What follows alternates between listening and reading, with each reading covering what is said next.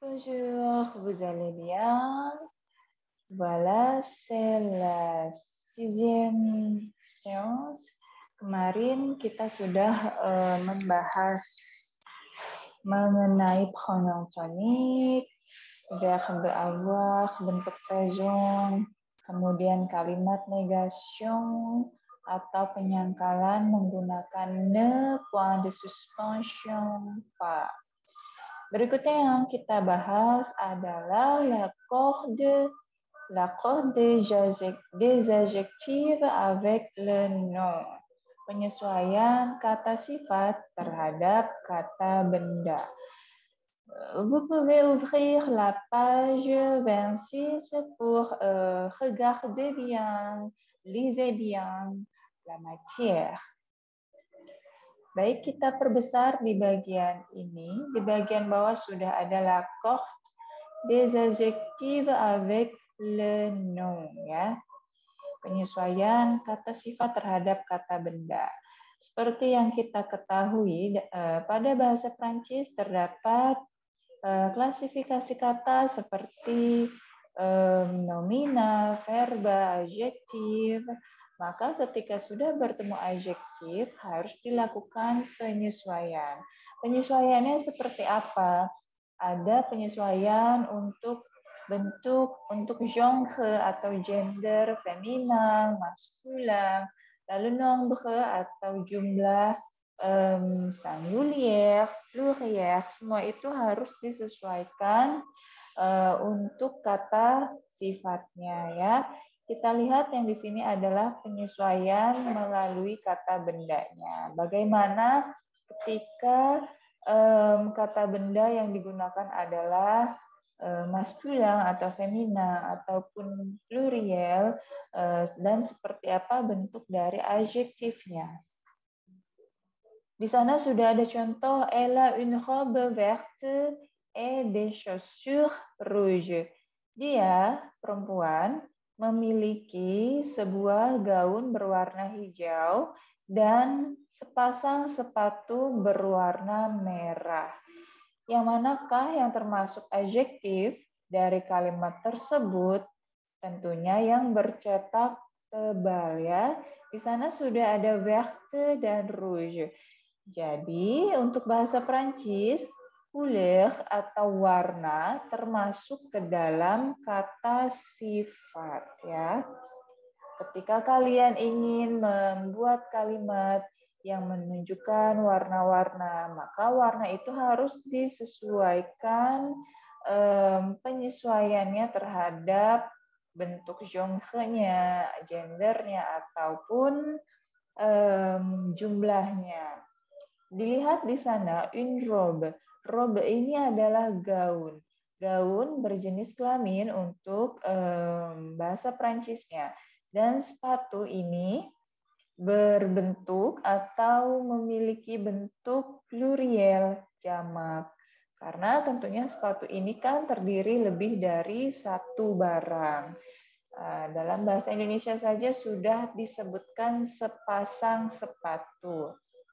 Maka sudah pasti jamak bentuk Prancisnya, ya. Sudah ada une robe dan des chaussures. Mereka menggunakan féminin. Attendez. Mereka menggunakan indéfini. Pourquoi indéfini? Parce qu'ils sont parce qu'ils ne sont pas clairs, ya. Mereka belum terlalu jelas. Milik siapakah? Disebutkan di sini milik dia, tetapi dianya pun kita tidak tahu siapa. Maka menggunakan indéfini. Une robe féminin, singulier, maka warna hijaunya disesuaikan dengan feminin juga, singulier juga. Maka bentuknya seperti ini. Vert itu aslinya adalah tanpa e, tetapi ketika dia disesuaikan dengan kata benda berjenis kelamin feminin, maka harus ditambahkan e di belakangnya. Dari vert menjadi vert, ya, terdengar jelas perbedaannya. Kemudian yang kedua, des chaussures karena bentuknya adalah jamak dan feminang, chaussures ini adalah feminang, maka dikatakan di sini feminang jamak, maka rouge-nya, merahnya juga harus disesuaikan. Rouge, baik maskulang maupun feminang, memiliki bentuk kata yang sama. Dengan ejaan R-O-U-G-E, ya, sama-sama rouge. Tidak ada perbedaannya baik feminang maupun maskulang. Maka dari itu penyesuaian yang harus kita lakukan selanjutnya hanya tinggal menambahkan huruf S di akhir karena des chaussures berbentuk jamak. Berikutnya kalimat yang kedua adalah il porte un blouson noir et des chaussures noires. Dia, laki-laki, memakai blus berwarna hitam dan sepasang sepatu berwarna hitam. Juga ternyata ya, blouson di sana berjenis kelamin maskulang, maka noirnya pun harus maskulang. Chaussures-nya sama seperti kalimat di atas, memiliki bentuk pluriel, maka harus ditambahkan huruf S. Mengapa sebelum S ada penambahan huruf E? Karena chaussures, seperti yang saya katakan tadi, berjenis kelamin feminin. Ya. Voilà. Jadi seperti inilah penyesuaian adjektif terhadap kata benda.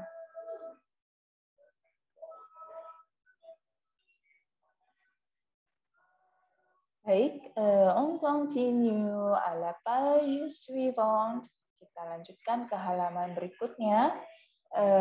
Kemarin kita sudah membahas kolom gramer untuk adjektif posesif au pluriel ya. Sekarang kita cukupkan lihat kepada savoir dire, tahu bagaimana mengungkapkan ya. Ada exprimer la possession, mengungkapkan posesi, kemudian menunjukkan warna, indiquer les couleurs. Mengungkapkan posesi ini mengungkapkan kepemilikan.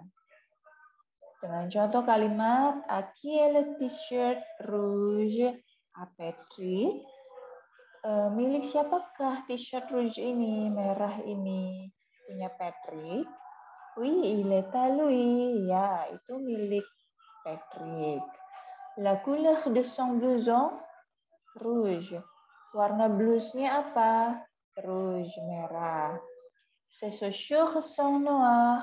Sepasang sepatunya berwarna hitam. Elle a une robe verte. Dia memiliki gaun berwarna hijau. Kemudian untuk indiquer les couleurs. Le pantalon est de quelle couleur? Celananya warna apa? Il est noir, yang warna hitam. Jadi untuk savoir dire, kalimat-kalimat di dalamnya ini bisa kalian jadikan referensi untuk menanyakan sesuatu yang berhubungan dengan kepemilikan dan benda-benda berwarna. Pada leçon 7 yang akan kita bahas adalah adjektif interrogatif, interrogation, dan adjektif demonstratif. Tapi seperti biasa kita lihat dulu dialog yang ada di atasnya yang berjudul shopping. Bonjour mesdames, qu'est-ce que vous cherchez? Des vêtements pour ma fille et mon fils. Quel âge ont-ils? Ma fille a 16 ans et mon fils 14 ans. Pour les filles, c'est sur les étagères à gauche et pour les garçons, à droite. Comment est-ce que tu trouves ce pantalon? J'aime bien ce type de pantalon. C'est très joli. Vous avez quelle couleur, s'il vous plaît? Ce pantalon, il y a bleu, gris ou noir. Il coûte combien? 59 euros. Ce n'est pas très cher. Pas très cher. Vous avez le gris en T38? Oui, oui. Cette robe verte, tu aimes? Ah non, pas du tout. Ah bon, et ce pull, il est joli, non? Oui, le bleu et blanc, j'aime bien. Combien ça coûte? 35 euros. Bon, alors, ce pull et ce pantalon, ça fait combien, s'il vous plaît? 39 et 59, ça fait 94 euros. Madame, voilà. Ya, jadi itulah cara membacakan beberapa kalimat yang ada di dalam dialog tersebut. Dari kalimat-kalimat yang terdapat di dalam dialog, dapat kita simpulkan bahwa dialog tersebut berlatar belakang atau memiliki latar setting di sebuah distro ya, atau pusat perbelanjaan mungkin di bagian baju ya. Nah, seperti yang ada di contoh gambarnya di sini ya, sudah ada store-nya. Lalu yang terjadi di sana adalah seseorang yang mencari baju, kemudian menanyakan umur bajunya, seperti biasa yang ditanyakan oleh pelayannya, lalu menanyakan harganya seperti biasa ya, apakah mahal atau tidak, menanyakan ukurannya, warnanya, dan setelah menemukan yang cocok barulah di total ya, harganya seberapa. Voilà. Kemudian yang perlu kita lakukan, yang perlu kita fokuskan adalah penggunaan gramatikal yang terdapat dalam dialog tersebut ya. Baik, coba kita pahami terlebih dahulu satu persatu. Bonjour mesdames, qu'est-ce que vous cherchez? Selamat pagi Nyonya, apa yang Anda cari? Des vêtements pour ma fille et mon fils. Pakaian untuk anak perempuan dan anak laki-laki saya. Berapa umur mereka? Quel âge ont-ils? Anak perempuan saya 16 tahun dan anak laki-laki saya 14 tahun. Untuk anak perempuan ini berada di rak di sebelah kiri, sedangkan anak laki-laki berada di sebelah kanannya. Bagaimana kamu menemukan celana itu ya ketika sedang asik mencari baju yang diinginkan? Lalu, saya suka sekali celana itu, bagus. Kamu punya berapa warna? Celana ini ada warna biru, abu-abu, dan hitam. Harganya berapa? 59 euro. Tidak terlalu mahal. Ya, tidak mahal. Mungkin maksudnya kalau kasarnya tidak mahal bapak kau gitu ya. Kemudian vous avez le grand taille 38. Kamu punya celana itu untuk ukuran 38 yang warna abu-abu ya yang ditanyakan. Ya ada. Lalu untuk gaun warna hijaunya kamu suka? Enggak terlalu. Oh baiklah, kalau poule, est-ce que vous avez poule? J'oublie le son de poule, attendez. Ya, pool itu adalah sweater ya.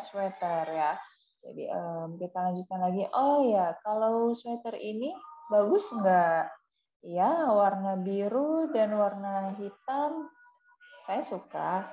Harganya berapa? Harganya 35 euro. Baiklah, kalau begitu saya ambil sweater dan celana ini. Totalnya berapa? Silahkan. Totalnya 35 ditambah 59 menjadi 94 euro ya. Baiklah, silakan. Voilà, ya. Kita lihat ke kolom gramer di bawahnya. Baik, pada kolom gramer di bawahnya sudah ada l'adjectif interrogatif quel, interrogation, adjectif démonstratif. Kesemuanya akan kita bahas. Pada adjectif interrogatif quel, est-ce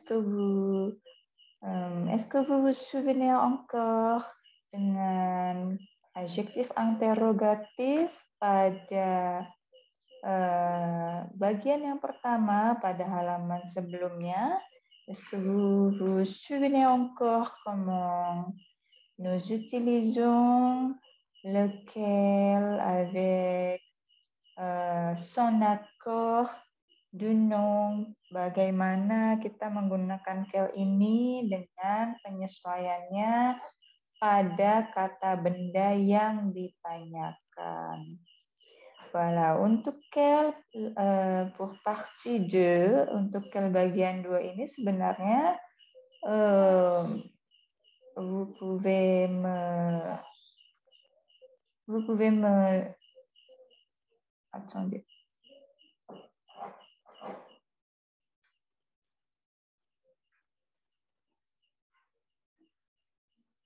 Voilà.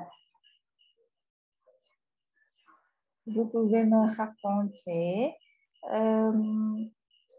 apakah benar bahwa kita sudah membahas di pertemuan sebelumnya?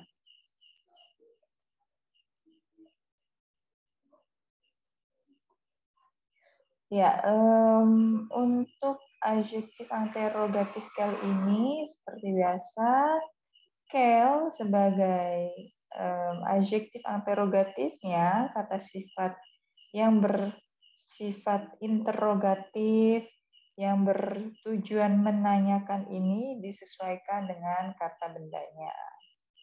Vêtement, di sana vêtementnya karena bendanya jamak, nombre-nya pluriel, maka quel-nya ditambahkan huruf S di depannya. Tidak lupa karena vêtement-nya ini adalah maskulang, maka quel yang digunakan adalah maskulang. Sebaliknya, untuk quel yang feminan, maka untuk kata benda yang feminan, maka quel yang digunakan juga harus feminan. Karena couleur di sana berbentuk jamak, maka quel-nya juga harus ditambahkan S di belakangnya. Ya. Lalu yang kedua ada interrogation. Interrogation, apa bedanya adjektif interrogatif dan interrogation? Dilihat perbedaannya ada pada kata adjektif, ya. Sesuai dengan pembahasan pada materi sebelumnya tadi, kalau sudah berkaitan dengan adjektif pasti akan ada penyesuaian. Makanya kenapa kata tanya quel ini disesuaikan dengan kata bendanya, kata benda yang ditanyakan. Misalkan ini terjemahannya adalah pakaian-pakaian apa yang kamu kenakan, atau yang kedua, kamu punya berapa warna. Ya, jadi untuk quel ini akan mengalami penyesuaian dengan kata benda karena adjektif sifatnya, sedangkan interrogation dia merupakan kata tanya yang formal, ya, yang tidak memiliki peraturan untuk penyesuaiannya, tidak ada, ya, karena dia memang sudah berbentuk kata tanya. Contohnya kalau dalam bahasa Indonesia itu seperti apa, mengapa, nah itu, ya. Nah, di sana yang dijelaskan adalah comment, combien, lalu kalau tidak salah berikutnya ada, saya harus lihat RPS-nya terlebih dahulu, ya. Combien, combien, dan ada qu'est-ce que. Seharusnya ada qu'est-ce que juga di sini. Apa? C'est pas grave. Jadi untuk comment ini selain kita gunakan untuk menanyakan kabar, comment allez-vous, comment tu t'appelles untuk menanyakan nama. Ada juga penggunaannya untuk menanyakan sesuai dengan artinya. Bagaimana. Comment itu artinya adalah bagaimana ya. Coba kita lihat artinya pada kalimat pertama. Comment est-ce que tu trouves ce pantalon? Bagaimana kamu menemukan celana ini? Atau lebih simpelnya, di mana sih kamu nemu celana ini? Gitu ya. Kemudian berikutnya ada elle comment cette robe. Ini menanyakan pendapat. Menurut kamu gimana nih gaun ini? Gitu ya. Untuk combien, il coûte combien, berapa totalnya? Atau combien ça coûte, berapa harganya? Ini sama saja ya. Mau pakai il coûte, mau pakai ça coûte, itu boleh. Atau ada juga yang lain, ça fait combien, seperti yang terdapat pada dialog ini. Ça fait combien, il coûte combien, combien ça coûte, ketiganya sama. Boleh dipakai yang mana saja ya sebagai variasi. Lalu adjektif demonstratif, demonstratif, demo ya. Bukan demo, maksudnya menunjukkan. Jadi berikutnya yang dibahas adalah kata sifat untuk menunjukkan sesuatu. Kembali lagi, kalau bentuknya kata sifat, wujudnya kata sifat akan selalu ada penyesuaian. Bisa dilihat di sana, sudah ada kotak ya, di kotak-kotakan. Ada maskulin singulier, maskulin pluriel, feminin singulier, dan feminin pluriel ya. Nah, ini harus dihafalkan, ini harus diingat betul bahwa maskulin singulier itu ada se, maskulin plurielnya ada se, feminin singulier ada set, dan plurielnya ada se. Jadi cukup yang dihafal adalah se, set, se. Ya, mudah sekali. Tapi jangan lupa di sini ada peringatan devant une voyelle ou la lettre H, di depan huruf vokal atau huruf H, untuk se ya yang maskulin singulier akan berubah menjadi se dengan huruf T di akhir. Contohnya seperti ini. Objet dan hôtel adalah maskulin, maka sesuai dengan ketentuannya dari se akan diubah menjadi se ya, se dengan T di akhir. Oke. Kita lanjutkan lagi. Demo untuk menunjukkan ya, coba kita lihat pada kalimat di dialog di atas, apakah ada demonstratif? Voilà, ada ce pantalon, celana itu atau celana ini. Di mana kamu nemu celana itu? Nah, itulah ya fungsi dari demonstratif. Baik se, set, dan se intinya artinya adalah itu atau ini untuk menunjukkan benda yang dimaksud. Ya, mudah, tidak terlalu sulit. Sekarang kita lanjutkan pada halaman berikutnya. Seperti biasa, kita lihat ada savoir dire di sana. Karakteriser un objet, mengkarakterisasi sebuah objek atau benda. Bisa menggunakan kalimat-kalimat yang ada di bawahnya. Ada cet ampoule bleu, il est très joli. Ini adalah sweater berwarna biru. Cantik sekali sweaternya ya. Ce sac est très grand. Tas itu sangat besar. Ce n'est pas cher. Itu tidak mahal. Jadi yang dilihat di sini sudah ada kata se dan ce n'est pas. Ya, untuk menunjukkan benda pakai se. Untuk menunjukkan benda yang sudah tahu mana yang mau ditunjuk, maka gunakanlah demonstratif, yaitu se. Ditambahkan dengan benda yang dimaksud. Lalu jika ingin mengatakan atau menyangkal, pakailah ce n'est pas. Untuk demander, indiquer le prix, menanyakan, ini bukan meminta ya, sama halnya seperti ask. Ask dalam bahasa Inggris itu kan bisa dikatakan atau bisa diartikan sebagai meminta atau menanyakan sesuatu. Nah, sama halnya dengan demander ini. Demander, indiquer le prix, menanyakan dan menunjukkan harga. Il coûte combien? Ça fait 59 €. Quel est le prix de ce pull? Il coûte 30 €. Voilà, ada tambahan satu kalimat lagi untuk menanyakan harga selain ça fait combien, il coûte combien, ça coûte combien, ada quel est le prix de ce pull? Berapa harga dari sweater ini ya? Kemudian yang terakhir ada exprimer de goût, mengungkapkan selera, yang disukai itu yang mana.